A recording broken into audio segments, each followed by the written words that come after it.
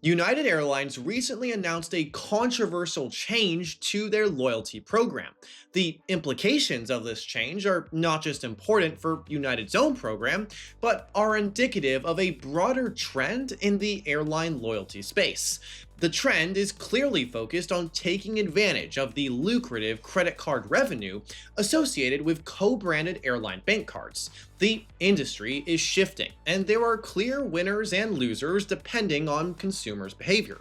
So, in this video, I'll examine in detail the consumers that come on top and those that may suffer from the recent loyalty changes from airlines like United. Welcome to The Avid Aviator. My name is Cyrus, and I'm an aviation journalist interested in covering differing aspects of the airline industry.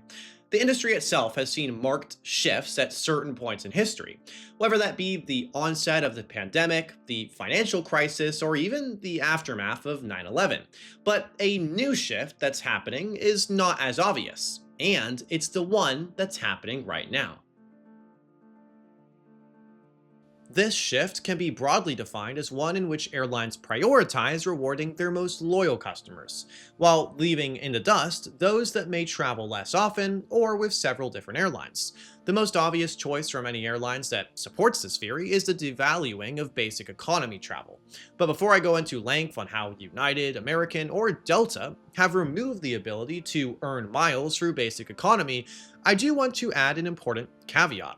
Before the rise of low-cost airlines like Frontier or Spirit, air travel in the US, and especially economy travel, was more expensive in general, and almost always included extras like free bags, assigned seating, snacks and drinks, and miles earning.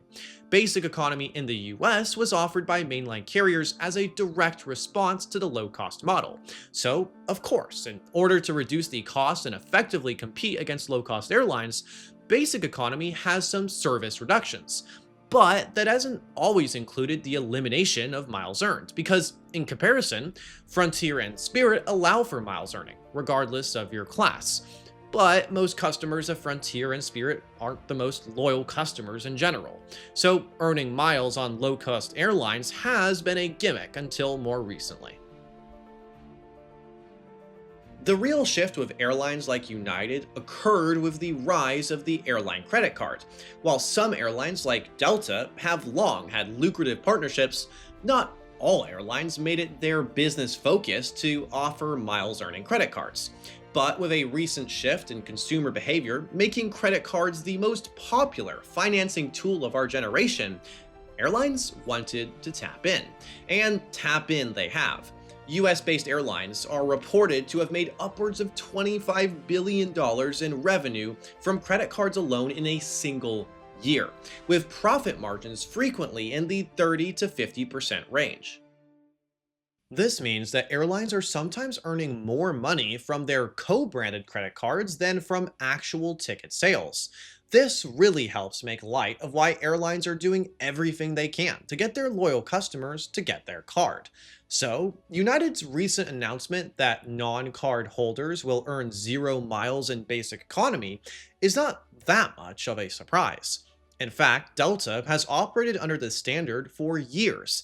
But what it does show is that United is willing to let credit customers earn miles. In fact, more than ever before, because they know that forcing a customer to buy into their credit card program will earn them more in the long run.